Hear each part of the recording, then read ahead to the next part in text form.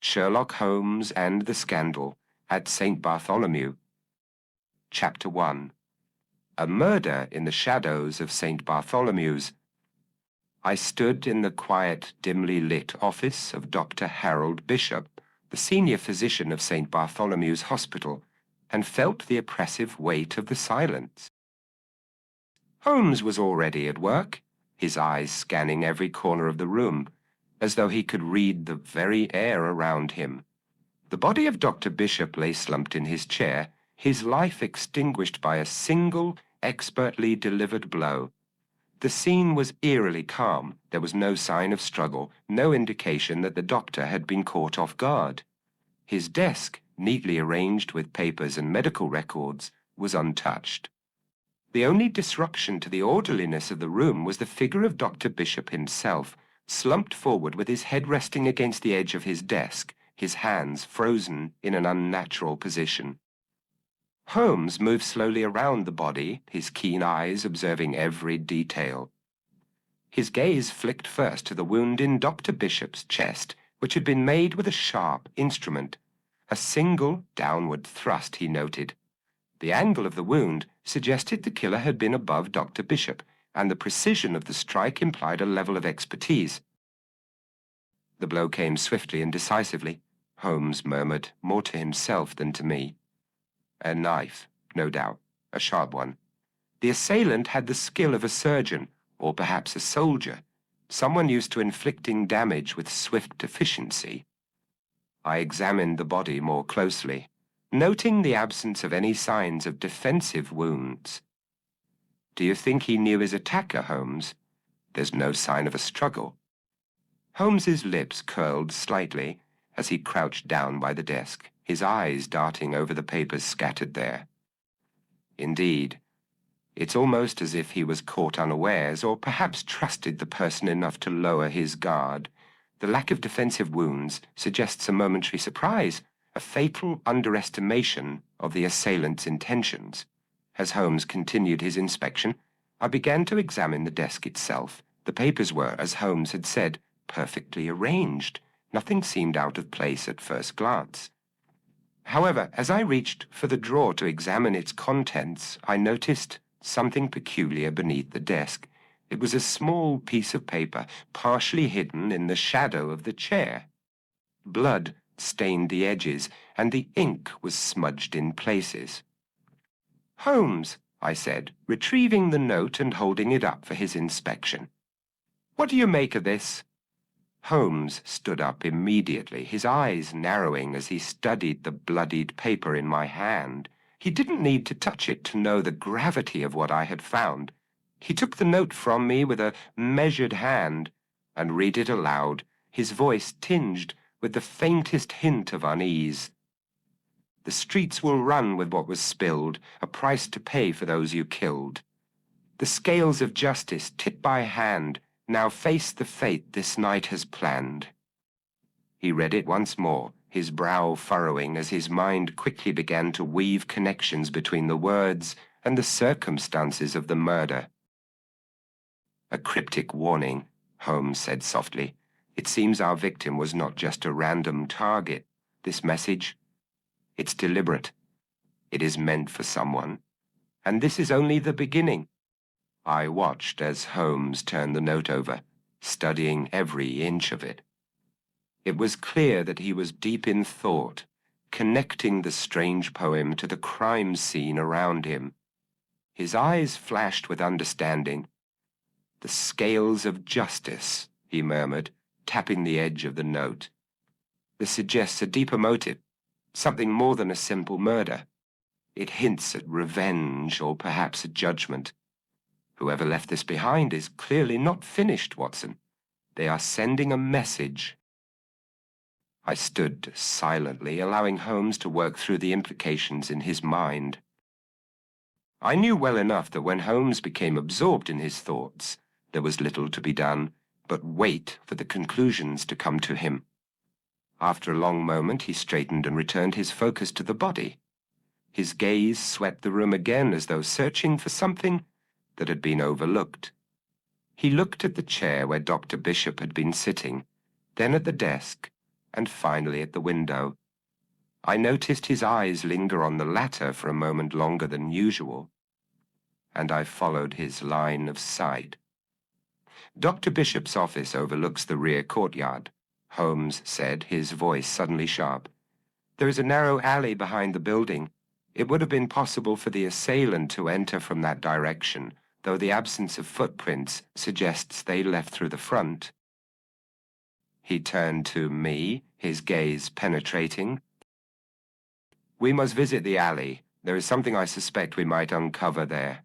We left the office without further comment, making our way through the sterile halls of St. Bartholomew's. The corridors were unusually quiet, a sharp contrast to the frantic energy that often filled them. As we moved toward the rear of the hospital, I felt a sense of unease growing. There was something about the atmosphere, a heaviness that I could not explain, as though the walls themselves were complicit in hiding the truth. Holmes was already at the door leading to the courtyard. He paused for a moment, scanning the area with his usual methodical precision before stepping out into the dim light. The alley was narrow and confined, its cobblestone surface slick with recent rain. Holmes crouched low, his fingers brushing over the stones as he moved silently, examining the ground with the scrutiny of a man who could deduce a great deal from even the smallest fragment of evidence. Here, he said, rising to his feet and pointing to a faint set of prints in the mud. These are not the prints of a doctor, Watson. They are too deliberate, too practiced. Whoever came this way knew how to move quietly, how to leave no trace. I bent down to examine the prints closely, noting their irregular shape.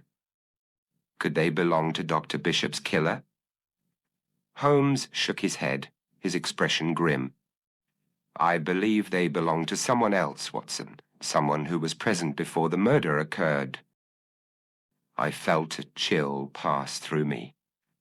There was something more at play here than we had yet realized. The prints led us deeper into the alley, but Holmes's attention was already shifting. He had seen enough to confirm his suspicions, but he wasn't ready to reveal them just yet. We'll return to Baker Street, Watson, Holmes said, standing and brushing the dirt from his trousers. There is much more to this case than we can yet see. And this note, he added, holding the blood-stained piece of paper once more, is only the beginning. As we made our way back through the fog-choked streets of London, I could not help but feel a sense of foreboding settling over me. The case had begun in the usual manner, mysterious, unsettling, with Holmes already several steps ahead of everyone else. But there was something different this time, something darker. By the time we arrived at Baker Street, I knew that the investigation was far from over. If anything, it had only just begun. Chapter 2. The Telegram and the Web of Shadows. The following morning, the case still weighed heavily on my mind. As I sat in the small sitting room, my thoughts revolved around the blood-stained note we had discovered the previous day. The cryptic warning it contained had lodged itself in my mind like a splinter, its words echoing ominously in my thoughts. What manner of person would leave such a message behind? And why?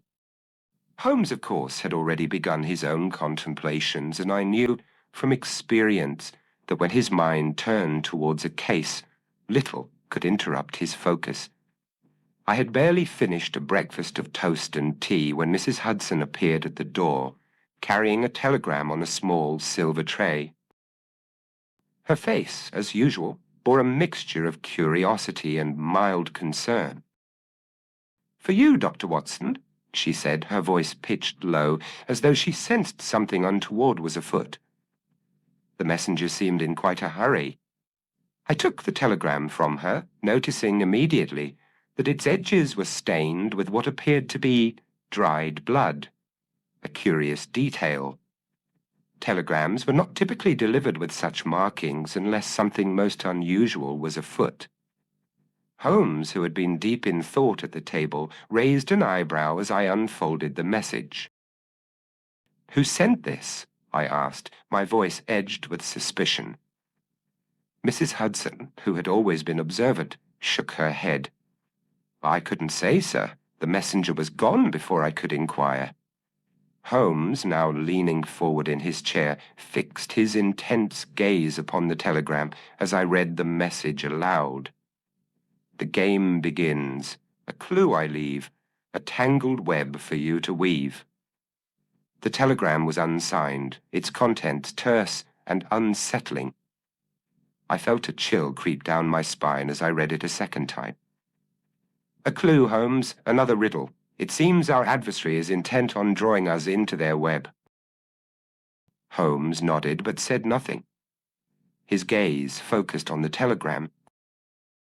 He had always been quick to make connections, and I knew that the silence meant he was already at work unraveling the mystery. "We must find out who wrote this," I added, perhaps more to myself than to Holmes. The blood on the edges is most telling. The message was delivered with deliberate intent. Holmes, who had remained unusually quiet, suddenly stood up and began pacing across the room. His eyes flickered from the telegram to the nearby window, as if some hidden clue in the room might reveal itself to him. "It is no mere coincidence, Watson," he said, his voice low and deliberate. "The blood, the cryptic words, and now this. It is as if we are being drawn into a game whose rules are yet unclear, but whose consequences are already beginning to take shape." "Do you think this is connected to the murder?" I asked, my mind racing through possible scenarios. Holmes stopped pacing and fixed me with a sharp look. "Of course. Whoever killed Dr. Bishop did not do so simply to end his life. No, Watson. This is part of something much larger, something intricate. A plan that has been set in motion long before we arrived." His words sent a tremor of unease through me. I had seen Holmes unravel complex cases before, but this one felt different. There was a tension in the air, a sense that something much darker was unfolding before us. As the morning wore on, we began our usual process of investigation, though there was a palpable sense of frustration in the air. The telegram had, as Holmes had predicted, been delivered with deliberate purpose, but we were no closer to understanding the sender's intentions. Holmes made inquiries with Mrs. Hudson regarding the messenger, but as she had said, no one had seen him. The case seemed to slip further into the realm of shadow and uncertainty. After a few hours of fruitless effort, Holmes turned to me, his eyes narrowing with suspicion. "Watson, I believe our adversary is watching us. They know our every move, and they are enjoying this game. But why? What are they trying to accomplish?" I had no answer. I could only watch as Holmes's mind worked feverishly, piecing together the few facts we had before us. His ability to connect disparate pieces of information was unmatched, and I had no doubt that he would find the answer, though it seemed tantalizingly out of reach. As the day dragged on, a further complication arose. At precisely 3 o'clock in the afternoon, a knock sounded at the door, and we were presented with yet another unsettling item, a small parcel, wrapped in plain brown paper and tied with a red ribbon. Mrs. Hudson, ever the dutiful landlady, handed it over to us with a concerned look. "It was left just outside the door, Doctor. No one was in sight when I went to fetch it." Holmes's eyes flickered with interest as he accepted the parcel, carefully untying the ribbon. His hands moved with methodical precision, his attention entirely focused on the task at hand. As the paper fell away, the contents were revealed. A blood-stained ribbon, likely belonging to one of the kidnapped children, and a small, folded note. "The ribbon, Watson," Holmes said, his voice tense. "This is a symbol. The same person who wrote the telegram is responsible for this as well." I took the note from Holmes's hand and read aloud, my heart sinking with each word. Through shadows deep your trail I tread, while debts are paid in shades of red. The tone was chillingly similar to the message we had received in the telegram. The imagery was consistent: shadows, debts, blood. It was clear that the writer of these notes was deliberately playing with us, twisting the knife in a game that was becoming all too real. "This," Holmes said, his voice tinged with frustration, "is not just a warning, Watson. It is a taunt, a deliberate provocation meant to throw us off balance." I nodded slowly, feeling the weight of his words. "But what is their endgame, Holmes? What are they trying to achieve?" Holmes, deep in thought, stood for a moment, staring at the note as though it might reveal its secrets. Finally, he looked up, his eyes sharp and filled with resolve. "We must continue to investigate, Watson, but remember this: our adversary is no ordinary criminal. They are a master of manipulation, using these notes and riddles to pull us into their twisted game. We must be cautious, for we are dealing with a mind that is not only clever, but also dangerous." I could not help but agree. The case had taken on a sinister new dimension. We were no longer simply investigating a murder. We were caught in a web of intrigue, a puzzle whose pieces were being fed to us in drips and drabs. And with each passing moment, the stakes grew higher. Holmes turned to me, his voice calm yet laced with determination. "We must not allow ourselves to be outwitted. I sense that this is only the beginning, Watson. Whatever is to come, we will face it together." As we sat in the gloom of our Baker Street apartment, the fog of London creeping in through the windows, I knew that this case would test Holmes and me in ways we could scarcely imagine. We were caught in a web of shadows, and I could not shake the feeling that the worst was yet to come.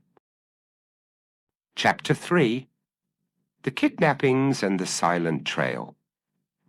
London, in September of 1887, had grown darker and more uncertain with each passing day. The fogs that seemed to envelop the city's streets were more than just a mere meteorological phenomenon. They were the physical manifestation of the malaise that had begun to settle over us. The murder of Dr. Harold Bishop had not only shattered the calm of St. Bartholomew's Hospital, but it had also set into motion a series of events that seemed to grow more complex with every new discovery. It had been less than a week since the cryptic telegram had arrived at 221B Baker Street, yet the case had already taken a troubling turn. We had barely begun to digest the implications of the message when new horrors emerged.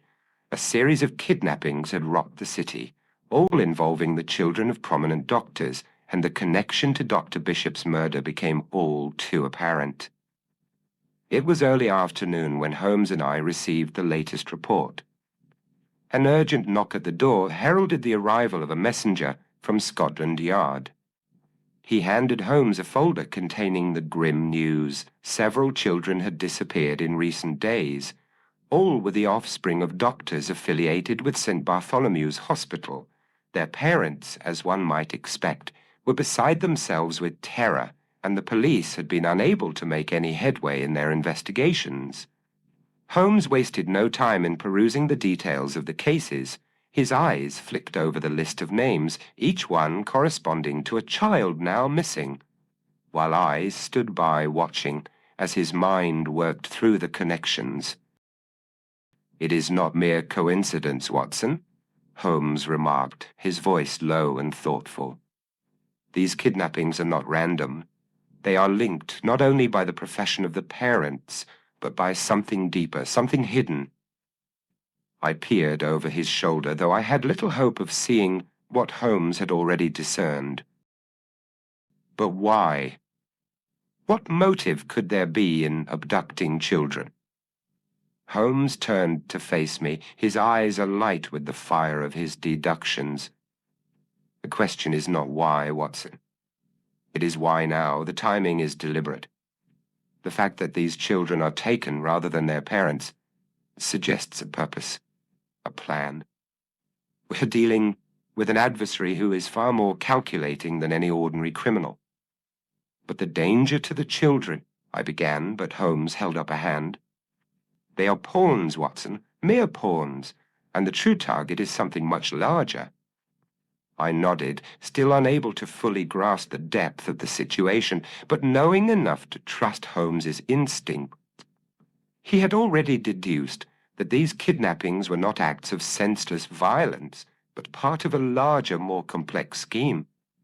Our adversary had carefully chosen these children, perhaps to send a message, or perhaps to manipulate the emotions of their parents. We set off immediately for St. Bartholomew's, where the staff were in a state of near panic.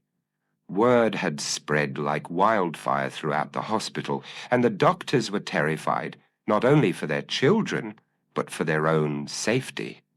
It was a scene of confusion and distress when we arrived, and the presence of Scotland Yard officers only heightened the sense of unease that seemed to pervade the halls. Holmes, ever calm and composed, made his way through the corridors with his usual deliberate stride, stopping only to speak with a few of the doctors. I remained close by, following his lead, though I could sense the growing tension in the air. Every conversation seemed to circle back to one thing, the disappearance of the children. As we reached the offices of the missing doctors, Holmes asked to examine their homes. It was there, amid the homes of the abducted, that our investigation would take an unexpected turn. The first house we visited was that of Dr. John Hammond, a well-regarded surgeon who had recently lost his young daughter, Lucy. Dr. Hammond's wife, a fragile-looking woman with pale features, greeted us at the door. She was distraught, her face marked by sleepless nights, and the deep concern of a mother who had seen the world, she knew, crumble. "I don't know what to say," she whispered, her voice shaking. "It was all so quiet. She was playing in her room, and then she was gone." Holmes nodded sympathetically, but said little. He was, as ever, focused on the facts, and he moved with a precision that I knew meant he was already observing everything around him. We were shown into Lucy's room, which, though modest, was neatly kept. Holmes's eyes roamed the space, scanning for any clues that might reveal a hint of the perpetrator's presence. His keen gaze shifted from the walls to the windowsill and the furniture, each detail contributing to the growing pattern in his mind. "There are faint footprints here," he said suddenly, crouching down by the window, "outside the room just beneath the sill, and they are smaller, likely belonging to a woman." I stepped forward, kneeling beside Holmes as I inspected the prints. They were indeed faint, almost imperceptible to the untrained eye, but Holmes's attention to detail had uncovered them with ease. "What do you make of it?" I asked, though I had no idea what he could possibly deduce from such small impressions. Holmes stood and straightened his coat. "This confirms my suspicions. The abductions are methodical, precise, and more importantly, they involve no violence. It is as if the children are being taken without their even knowing what is happening. But why?" I asked again, the same question echoing in my mind. Holmes did not answer immediately, for he was already deep in thought, piecing together what little information we had. After a few moments, he turned to me, his expression grave. "I believe we are looking at something very carefully orchestrated, Watson. The perpetrator is not interested in harming the children. Rather, they seek to terrify their parents. These doctors, all of them men of repute, must have some skeletons in their closets, some hidden guilt that our adversary intends to make them face." I felt a sense of unease settle over me. If Holmes was correct, and I had no reason to doubt him, then these kidnappings were part of a larger scheme of retribution. The children were not the targets, but the means by which their parents would be forced to reckon with something from their past. "We must continue, Watson," Holmes said, his voice resolute. "There is more to this than we yet know." Our next stop was Dr. Hammond's colleague, Dr. George Richmond, whose son, William, had also vanished in the night. The house was similarly silent and grim, though there were no further clues like the footprints we had found at Hammond's. The absence of any visible evidence was troubling, but Holmes, unperturbed, seemed to find something that eluded my eye. After several more hours of searching the homes of the remaining kidnapped children, we found little more than the same: the absence of violence, the quiet precision of the abductions, and the faintest suggestion that someone or something was controlling the situation from the shadows. Holmes's thoughts were as deep and labyrinthine as the case itself, and he seemed no closer to the solution than he had been when we first began. As we walked back to Baker Street, the weight of the case hung heavily upon us. The threads of the investigation were now clear, but they were tangled and elusive. We were being led down a path, but by whom, and for what purpose? Holmes broke the silence as we neared our familiar doorstep. "We're dealing with a mind that is as calculating as it is cold, Watson," he said, his voice unwavering. "But I have learned enough to know that this is not the work of a mere madman. There is something personal, something deeply rooted in the past that drives these actions. We must uncover it, for only then will we truly understand the mind we face." The door opened, and we stepped into the gloom of Baker Street, the fog of the city swirling outside. The game had begun, and we were no longer simply observers. We were participants in a darker, more dangerous game than I could have imagined. Chapter 4. Whispers from the Past. The search for answers had led us once more to St. Bartholomew's Hospital, but this time we were not here to investigate the side of a crime. Rather, we found ourselves in the midst of a growing storm of suspicion and fear. The abductions continued to haunt the city, leaving in their wake a growing sense of unease. It seemed that every new disappearance only served to raise the stakes, and the shadow of Dr. Bishop's murder loomed larger with each passing day. Holmes, however, had a particular tenacity when it came to pursuing the hidden motives behind these grim events. Despite the growing tension surrounding the kidnappings, he insisted that we focus on uncovering the truth of Dr. Harold Bishop's death.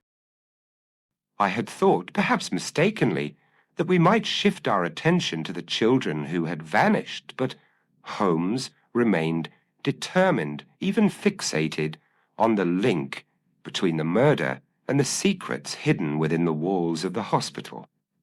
As we stood in Dr. Bishop's study that morning, I couldn't shake the sense that we were being watched.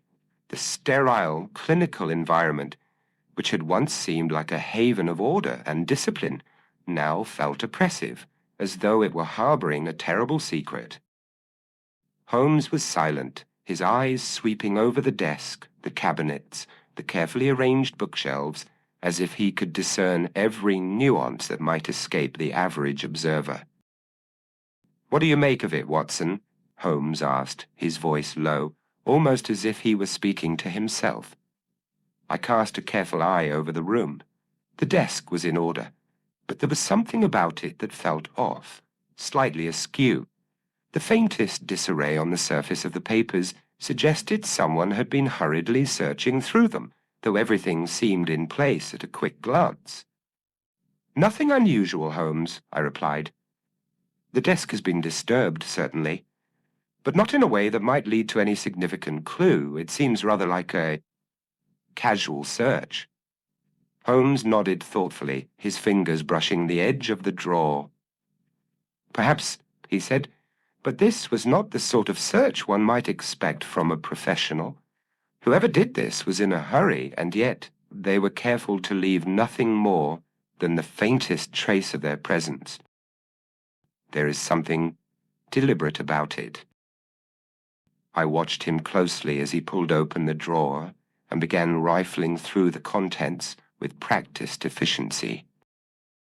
He withdrew a small, leather-bound journal, its cover worn with age and use. Holmes's eyes flickered over it, and for a moment I thought he might begin reading it immediately. Instead, he glanced at me and then back at the journal, a brief pause in his usually rapid thought process. "This," he said, holding it up to the light, "is an interesting piece. I shall take it with me for later examination." I nodded, though I had little idea of what significance this journal might hold. Holmes was already placing it carefully into his bag, and as he did, I couldn't help but feel a strange sense of foreboding. It was clear that he suspected there was more to this than met the eye, but what it might be was still unclear. We moved quickly through the rest of the investigation, though each step forward seemed to lead us deeper into a labyrinth of contradictions. "Let us return to Baker Street," Holmes said, finally closing the study door behind us. "I believe we have sufficient material for today." I followed him out of the hospital and into the quiet streets of London. The air had turned sharp, carrying with it a breeze that stirred the lingering fog in the corners of the city. We walked in silence, each of us lost in our own thought. I couldn't help but be troubled by the knowledge that our adversary seemed to be so many steps ahead of us. Whoever was behind these kidnappings and the murder of Dr. Bishop was playing a game far beyond our comprehension, and I found myself growing more concerned with each passing hour. Holmes, however, seemed undeterred. His mind was already moving forward, constantly weaving together the various threads of the case. His pace quickened as we neared Baker Street, and I found myself unable to keep up with his thoughts, which were no doubt already darting to the next point of inquiry. I, on the other hand, could only marvel at the way his mind worked, how it seemed to leap from one conclusion to another with a surety that was sometimes unsettling. As we reached the familiar door of 221B, Holmes turned to me and smiled. "We shall begin again tomorrow, Watson, but for now we must be patient. The puzzle is a complex one, and the pieces will fall into place when the time is right." Once inside, Holmes immediately set about reviewing the notes he had taken during the day's investigation, his gaze flitting from one detail to another with almost dizzying speed. I, meanwhile, sat down at my desk and began to sift through my own thoughts. My mind kept returning to the mysterious journal that Holmes had taken from Dr. Bishop's study. I had seen its contents briefly, but I could not say what significance it held. Holmes had seemed interested, but I had learned long ago that he often carried out his investigations in his own time and in his own way. I resolved to examine it later, but as the evening wore on and the ticking of the clock filled the silence, I found myself distracted by other matters. Holmes, too, had seemingly forgotten about the journal, his attention absorbed in a series of telegrams that had arrived during the day. The cryptic messages, each more baffling than the last, seemed to plague him as he scoured them for any potential lead. It was only then that I realized that in the rush of our investigation, the journal had slipped from both our minds. The hours passed quickly, and by the time the evening light began to fade, I could feel the weight of the case bearing down on me.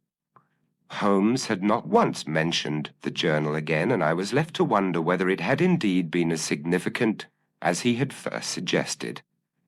Yet, even as I questioned its importance, I knew that Holmes would not leave it unexamined for long. For now, however, it was a mystery that remained untouched, left to sit, as so many things did in Holmes's world, on the edge of our attention, waiting for the right moment to reveal its true value. Chapter 5. The Unopened Journal. The days following our return from St. Bartholomew's Hospital seemed to stretch endlessly before us. The sinister pattern of the kidnappings continued to haunt London, and the shock of Dr. Bishop's murder had begun to fade, replaced by growing anxiety over the fate of the missing children.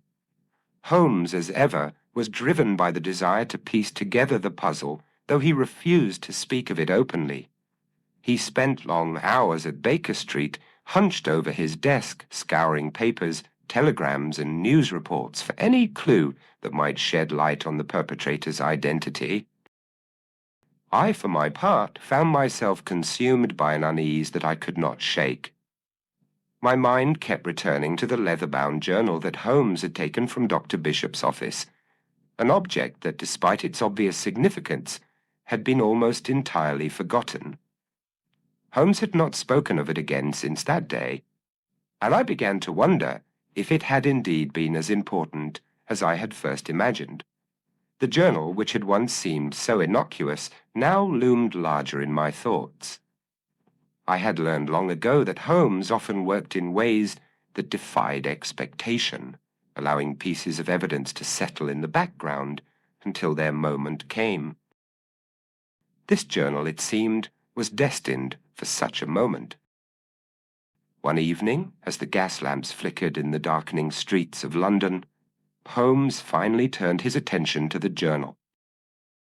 He had been pacing restlessly around the room, as he often did when deep in thought, when his eyes fell upon the small leather book sitting inconspicuously on his desk. With a sharp intake of breath, he crossed the room and sat down. His fingers brushed over the cover, and for the briefest instant I saw a flicker of anticipation in his usually impassive face.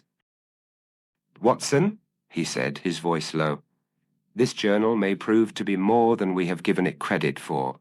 I suspect it holds answers we have been blind to up until now." I did not interrupt him as he carefully opened the journal, his eyes scanning the pages with practiced ease. The handwriting was neat but hurried, and as Holmes flipped through the pages, I could see that the entries were sporadic, seemingly disconnected, as if the writer had been overwhelmed by events and had recorded them in fits and starts. Holmes paused at a particular entry, his finger tracing the words. "Here it is," he murmured, his voice barely audible. "It is just as I thought." I leaned in, though I could not make sense of the cryptic lines. Holmes continued to read aloud, his eyes never leaving the page. "The inquiry must remain secret. There are too many who stand to lose. The death of Thomas Wilkes cannot be tied to the actions of the hospital staff. We will bury it deep." I felt a chill pass through me. The name Thomas Wilkes was one that had not entered our investigation up until this point, and yet in Holmes's manner I saw that it was significant. His mind had already connected the dots, and I could see the cogs turning rapidly in his head as he processed the information. "This," he said slowly, "is the secret inquiry from 1879. The death of a child, Thomas Wilkes, a death that was never meant to be uncovered." His voice had taken on a darker tone. "And yet here it is, hidden in the pages of this journal, a cover-up."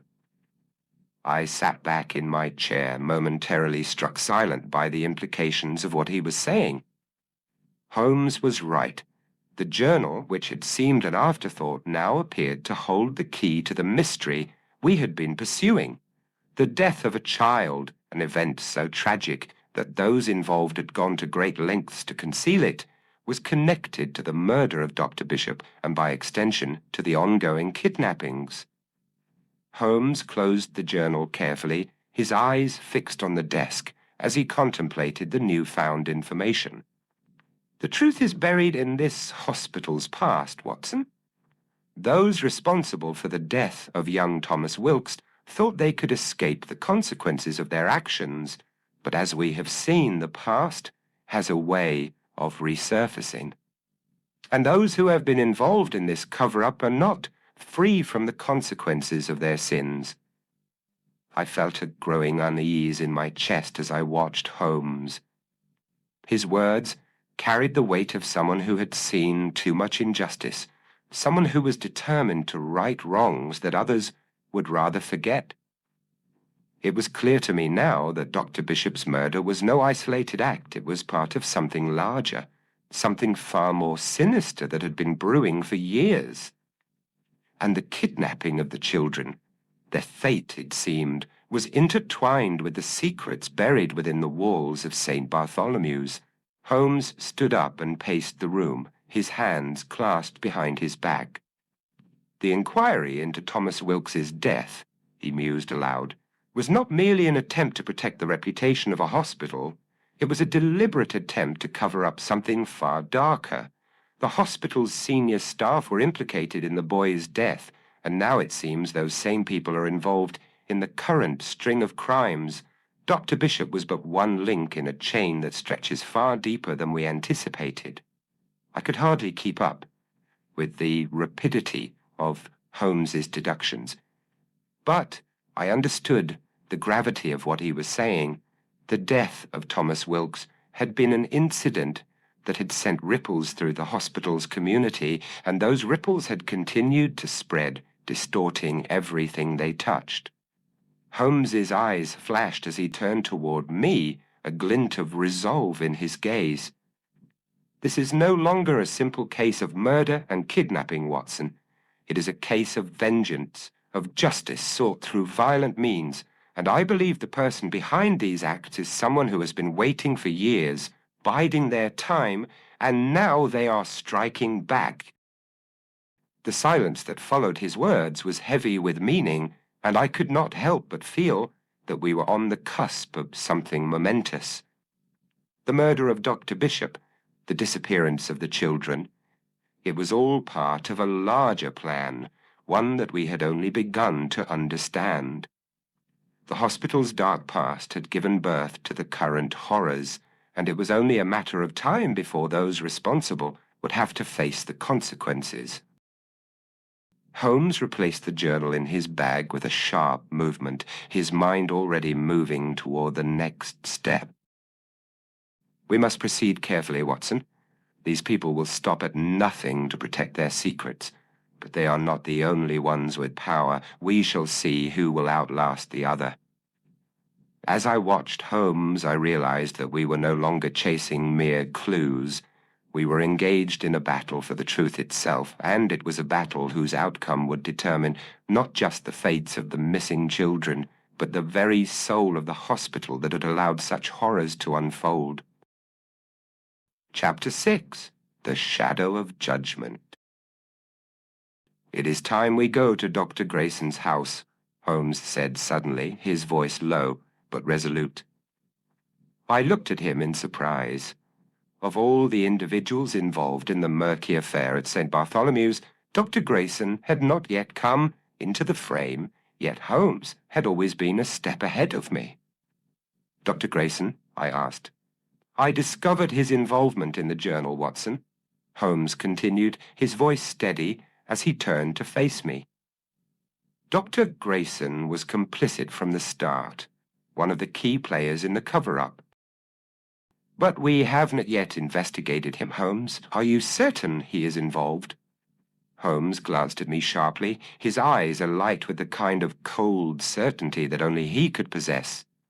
"Not only is Dr. Grayson involved, Watson, but he is the key to understanding the next move in our case. He is one of the senior surgeons at St. Bartholomew's, highly regarded and deeply entrenched in the hospital's most secretive dealings. If anyone has information, it is he." I nodded, my thoughts spinning as I followed Holmes into the gloom of the evening. Dr. Grayson, a respected figure within the hospital, had never appeared as a suspect until now. Still, Holmes's instinct rarely faltered, and I knew that if he said the man was important, it was because something vital had pointed him in Grayson's direction. We made our way through the winding London streets, the mist swirling around us as we walked toward Dr. Grayson's home. The closer we drew, the more the uneasy tension in my chest grew. It was as though we were approaching an inevitable reckoning, like walking toward the edge of some precipice that we could neither avoid nor fully comprehend. Dr. Grayson's house was a grand but weathered building tucked between two other smaller residences. Holmes approached the front door without hesitation, his hand reaching for the brass knocker. A quick rap echoed through the stillness, breaking the silence that had descended upon us. A moment passed, and there was no answer. Holmes's brow furrowed, and he stepped aside, allowing me to take a glance through the small gap in the curtains at the window next to the door. The house was dark inside, no flicker of light indicating anyone's presence. Something about the silence of the place felt off. "No answer?" I asked. "No answer," Holmes replied, his lips curling into the faintest of frowns. "The doctor is not at home, or he is deliberately hiding." We waited a few moments longer, and I was about to suggest that we attempt a search of the property when Holmes turned on his heel, already moving toward the side of the house. "There is another way in," he murmured, more to himself than to me, and I followed him, puzzled but intrigued. Holmes approached a small, ivy-clad window on the side of the building, seemingly unbothered by the fact that we were moving from the front door to the back with such urgency. He crouched, inspecting the window closely, and within moments his hand was at work on the latch. I heard the soft click of metal, and with a look of quiet satisfaction, Holmes gently pushed the window open. "After you, Watson," he said, his eyes gleaming with a quiet triumph. I glanced at him with some hesitance, but obeyed. We climbed in swiftly, the room smelling of stale air and untouched wood. It was a study, much like Dr. Bishop's, with bookshelves laden with medical texts and papers scattered over the desk. But there was an ominous stillness to the room, a sense that we were intruding upon something that was meant to remain hidden. Holmes was already at the desk, his eyes scanning the contents. He flipped through the papers quickly, his fingers moving with a practiced efficiency, though his brow remained furrowed in concentration. I stood back, watching him carefully, when suddenly he paused. I moved to his side, and we both peered down at what he had uncovered. A series of letters, half opened, on top of a particularly battered journal. One letter in particular caught Holmes's attention. He read it aloud, his voice low and steady. "You have played your part, and now the reckoning comes. We will finish this at the chapel. Come alone if you wish to save what remains of your soul." The words sent a chill down my spine. It was clear that whoever had written this knew far too much. "Holmes, what does this mean? Is Dr. Grayson involved in all this?" "I believe," Holmes replied, slowly, his tone grave, "that Dr. Grayson is at the center of it all. But we are too late to stop him from carrying out his role in this grim tale." His voice had dropped to a near whisper as he continued to search through the desk drawers. With a sudden motion, Holmes pulled open a hidden compartment at the bottom. His fingers brushed against something soft, and he withdrew what appeared to be a small address book, though it was, to all intents and purposes, a record of carefully kept names and locations. I leaned in for a closer look. "Holmes, do you think Grayson is part of this elaborate scheme?" "I do," Holmes said quietly. "I believe he is no victim. He is working with the killer, perhaps in more ways than we yet understand. The note and the letter, found here, suggest he is orchestrating something, a final piece, in the puzzle we have yet to complete." The implications of what Holmes was saying began to sink in, and a sense of foreboding gripped me. We had believed Dr. Grayson to be innocent, a mere doctor caught in the web of a tragedy. But now, it seemed, he was one of the key players in a game far more complex than we had anticipated. Holmes's eyes flicked to the final line of the letter. "The chapel," he murmured. "It is there that we must go next, Watson. The killer wants us to follow, and we shall." I stood, hesitant, but trusting in Holmes's instincts. The room had grown cold, the words on the paper seeming to echo in the stillness. It was clear now that the killer had intended to lead us to this very place, Dr. Grayson's home, where the truth had been hidden under layers of deception. "Come, Watson," Holmes said, slipping the letter into his coat pocket. "We are not yet finished here, but we will finish this tonight." We exited the house swiftly, the weight of the letter pressing on my mind. The trap had been set. The next move, as Holmes had so precisely calculated, was ours to make. I glanced back at the house, a final, lingering sense of unease gnawing at me. In that quiet house, something dark and unspoken was unfolding, and we were on the cusp of discovering it. We turned toward the chapel, the silence of the night growing thicker, and I could not help but wonder what awaited us there, what truth lay hidden in the shadows, waiting to be revealed. Chapter 7. The Chapel of Shadows. It was an hour before midnight when Holmes and I arrived at the chapel. The streets of London were quieter than usual, and a heavy silence seemed to settle over the city, as if it too was holding its breath.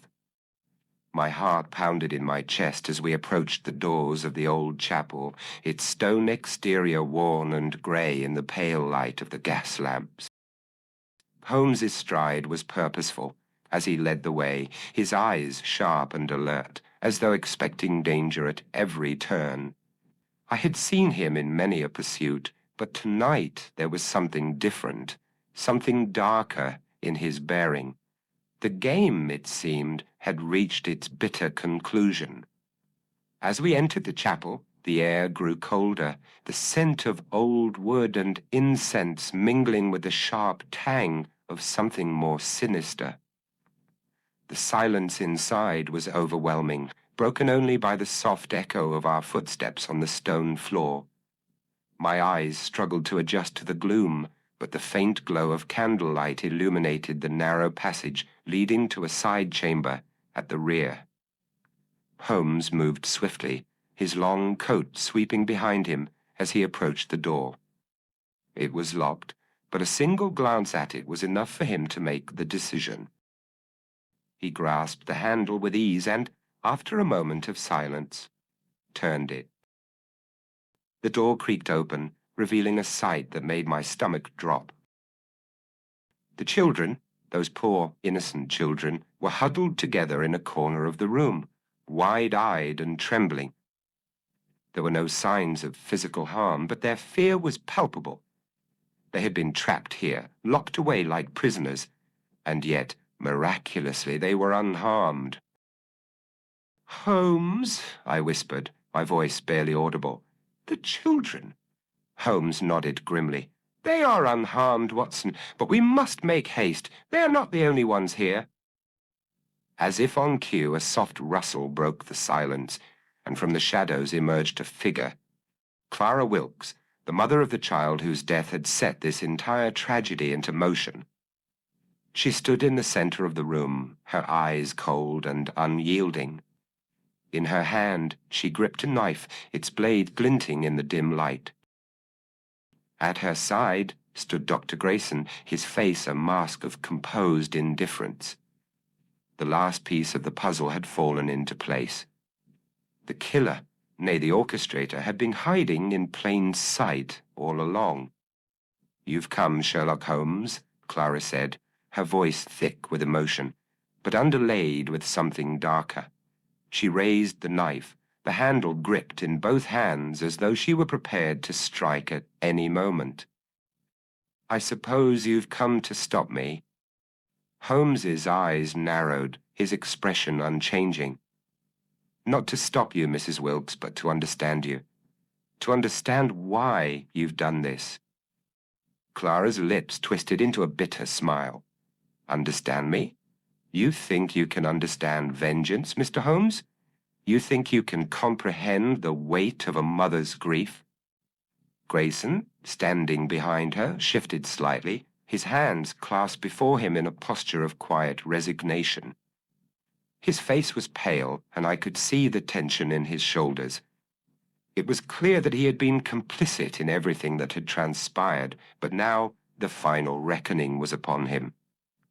Holmes stepped forward, his voice steady but firm. "You've taken a terrible path, Mrs. Wilkes. What you've done, the children you've abducted, the lives you've destroyed, it's all a result of a twisted sense of justice, one that has lost its way." "You don't understand, Holmes," Clara cried, her grip tightening on the knife. "The doctors at St. Bartholomew's killed my son. They murdered him and they covered it up. They ruined my life, my family. They deserve to suffer, and I will make them pay, every last one of them." Holmes shook his head. "Your son died, Mrs. Wilkes, but your quest for vengeance has become an obsession that has led you to hurt others, the innocent children, the doctors. You've all but destroyed yourself in the process." Clara's face contorted with rage.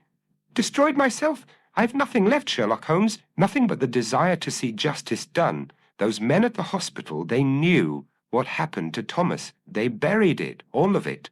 Dr. Grayson, my own flesh and blood, he helped me. Together we've made them pay." Dr. Grayson, whose silence had been unnerving, finally spoke, his voice laced with a quiet bitterness. "I helped her, yes. I did what was necessary.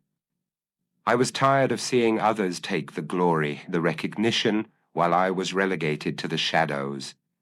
The others, Bishop, the others, they didn't deserve their success.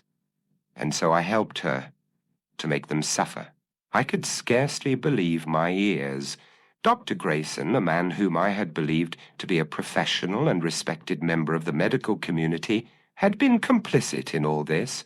His motives, cloaked in jealousy and bitterness, had led him down a dark path, one that had consumed not only his moral compass but also his humanity. Holmes, however, remained unmoved, his expression as calm and cold as ever. "Your actions, both of you, have gone beyond the realm of justice. Clara, your grief has twisted your mind, and Dr. Grayson, your jealousy has clouded your judgment. You've destroyed lives, including your own." Clara's eyes filled with tears. "I never meant to hurt the children. They were never supposed to suffer. But they are the only way I could make those men understand. They are the only way I could make them feel the pain I felt." Holmes's gaze softened, but his voice remained firm. "And yet you have hurt them, Clara. The children have been scared, but they have been spared. Unlike the men you sought to punish, what you've done for yourself, not for justice." Clara faltered for a moment, the knife wavering in her hand.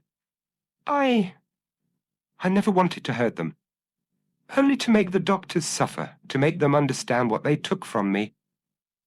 "It's not too late," Holmes said gently. "You can still turn back. You can still end this now before more lives are ruined. Justice has been served, Clara. You can stop." For a long moment Clara stood frozen, the knife hanging limply in her grasp. Her eyes shifted from Holmes to the children, and then to Grayson, who had remained eerily silent throughout the exchange. Finally, with a choked sob, she dropped the knife to the ground, her hands trembling as she crumpled into Grayson's arms. "I never meant for it to go this far," she whispered, her voice broken. "But they took everything from me, my son, my family." Dr. Grayson's face, too, collapsed into a mask of regret, his eyes betraying the enormity of his guilt. "I never meant for it to end like this," he murmured, his voice hollow. "I just wanted to be recognized, to be seen as one of them." The sound of footsteps echoed down the chapel aisle, and Holmes turned to see Inspector Lestrade and his men entering, their expressions grim. They had surrounded the building as Holmes had planned, and now the time for action had come. "Take them into custody," Holmes said, his voice filled with an air of finality. Lestrade moved swiftly, his men securing both Clara and Dr. Grayson, leading them out of the chapel as Holmes and I turned to the children. "Are you all right?" I asked gently, my heart heavy with relief as I approached them. "We're fine," one of the older children replied, her voice shaky but grateful. "We're just scared, but we're safe now." I nodded, giving her a reassuring smile. "You're safe now." As Lestrade led Clara and Grayson away, Holmes turned to me, his expression contemplative. We watched as the two criminals were taken from the chapel, their lives now irrevocably altered by the consequences of their actions. Back at Baker Street, as we sat in our familiar chairs by the fire, Holmes spoke quietly, his fingers steepled together in thought. "Watson, justice is not a thing of absolutes. It bends, it twists, and sometimes it breaks us all. Clara Wilkes sought to avenge the death of her son, but in doing so she lost herself. She became obsessed, consumed by grief and the need to make others feel her pain. And Dr. Grayson, too, lost himself in his jealousy, his desire for recognition. They were both victims in their own way, yet they caused so much harm." I nodded, my thoughts heavy. "It is a tragic story, Holmes, a story of what can happen when grief and injustice are left unchecked." Holmes remained silent for a moment before responding, his voice soft but certain. "Indeed, Watson, the road to vengeance is a treacherous one, and while Clara's actions were rooted in profound grief, they were also a stark reminder of how easily justice can be twisted into something far darker." We sat in silence for a while longer, the weight of the case hanging between us. It had been a long and difficult journey, but at least the children were safe, and the killers had been brought to justice. In the end, that was the only solace we could find. The trial of Clara Wilkes and Dr. Grayson was swift but unforgettable. The courtroom, packed with spectators, echoed with the weight of their crimes. Clara, her face gaunt from months of anguish, and Dr. Grayson, silent and cold, stood in the dock. Though their motives were rooted in grief and vengeance, they could not escape the consequences of their actions. The evidence, Holmes's deductions, the children's testimonies, and their confessions, was overwhelming. On December 12th, after a brief deliberation, the judge pronounced their sentence, life imprisonment. "Though your grief may have driven you, it is justice that you have failed to serve," he said. Clara crumpled, her body shaking with sobs, while Dr. Grayson remained unmoved, perhaps feeling the weight of his own remorse, or perhaps none at all. Though the public condemned their actions, there was an undeniable undercurrent of sympathy for Clara. The press painted her as a mother broken by the loss of her son, driven to madness by grief. While Londoners mourned the loss of the woman she might have been, they could not excuse her crimes. Holmes had predicted this reaction. The city's sorrow, Watson, is not just for her deeds, but for the life she lost. Her grief, when it takes root, becomes an obsession that can never be undone. Despite the tragedy of Clara's path, the children she had held captive were returned to their families, safe if scarred. Letters poured, each expressing profound gratitude for their safe return. One from a father read, "Thank you, Mr. Holmes. You have returned our child and our hope." For Holmes, the case was closed, but for me, it was a reminder that justice is not absolute. It bends, twists, and sometimes breaks us all. As I sat in the quiet of Baker Street, I reflected on Clara's journey. Her love, though twisted, was at its core a mother's love, a powerful force that, unchecked, could tear lives apart. Holmes's final words echoed in my mind. Justice, Watson, is not a thing of absolutes. Thank you for tuning in to Cafe Stories. If you enjoyed the intrigue and suspense, be sure to subscribe and hit the bell icon to stay updated on more captivating detective adventures. Your support keeps the stories coming and the mysteries alive.